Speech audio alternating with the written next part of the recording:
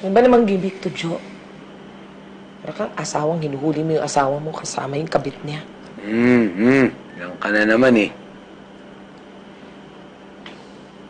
Sandali lang ha. Dito na lang muna tayo.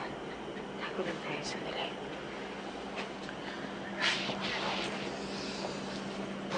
Dito ka nakatira, TJ. Itong bahay mo ngayon. This is the kitchen. Ganda sa akin to. Sa akin pala to. This is the dining room. Dining room. Ito, ang laki oh. Sala. Sala mo.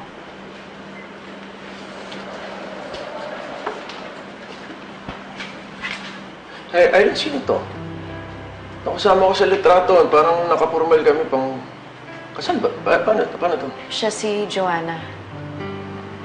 Siya yung asaw. Hi! Sino kayo? Bro, mga kaibigan natin. Hindi mo malala si Joanna saka si Ses. Ay, barkada. Pasensya na. Joanna, Ses, pasensya na. Itong mga nakarang araw, dami pong nakakalimutan eh. Pasensya na. Uy. Ganda, may second floor pa pala to. Ha? Oo, ganda. Oh, yan yung gusto ni Mama eh. Panood niya dun sa teleserye yung paborito niya.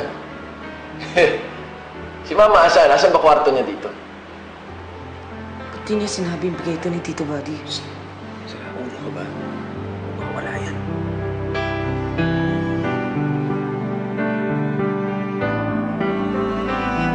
TJ, wala na ang mama mo.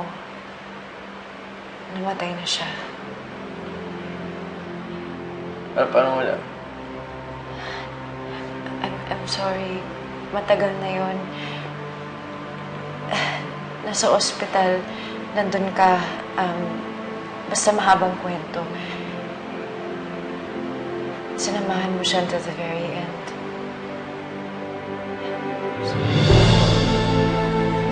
Kaya mahal mo ako mamatay. Hindi mo ba pinagsasasabi mo, Ma? Mahal mo mamatay na ako. Huwag ka na malapit sa kanya. Naalala ko na. Wala na nga pala si Mama.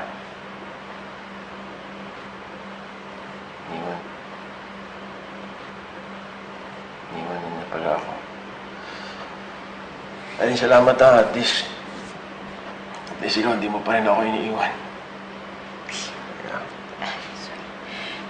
Kaya huwag mo ako iwan ha. Mangako sa akin, Erin. Mangako sa akin, huwag mo ako iwan. Ha? I promise. Hindi kita iiwan. Pangako yan ha. Pangako.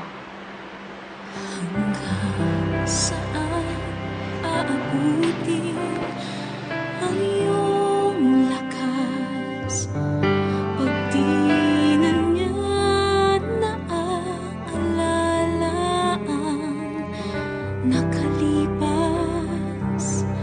Pagmamahal nga ba'y walang saysay pag di nagunit